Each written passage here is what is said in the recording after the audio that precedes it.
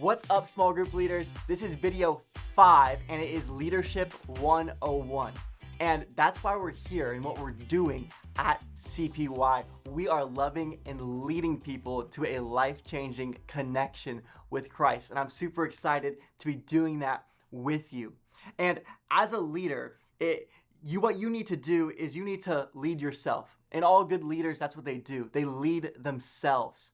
Okay, and that can kind of seem weird to say, but when you're able to lead yourself well in the things of God, you'll be able to lead students well as well. And one of the very first things that comes to mind is our lifestyle.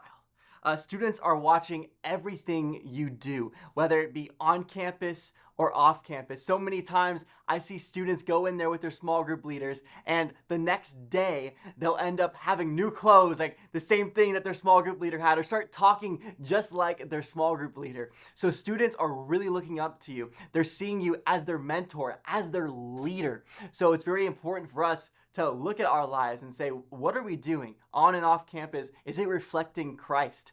One big thing, especially today, is social media. And I would ask you this question: what does your social media say about your faith?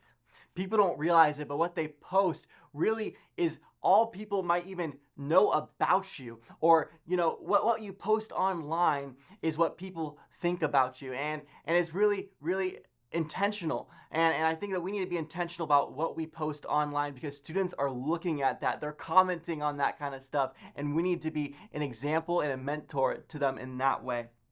Another thing a great leader does is they are a learner. They read scripture, they learn from mentors, and they read books. They're constantly learning. A stagnant leader, a leader who's not growing in their leadership abilities spiritually or in their way how they disciple, those kinds of leaders will end up being stagnant, and when they're stagnant, their group will also become stagnant. So our goal is for you as leaders to be constantly growing, whether that's through trainings that Jordan and I have, or books we go through, or simply just by going to service on a Sunday and getting fed from Pastor John or Pastor Aaron. And the last point I want to share is intimacy with Jesus is everything. Your intimacy with Jesus is number one. Spending time with him behind closed doors is what's going to develop you to be a great leader. So I would emphasize that the most. Be sure you spend time with Jesus Christ, because he will transform you and make you a great leader. All right, peace out.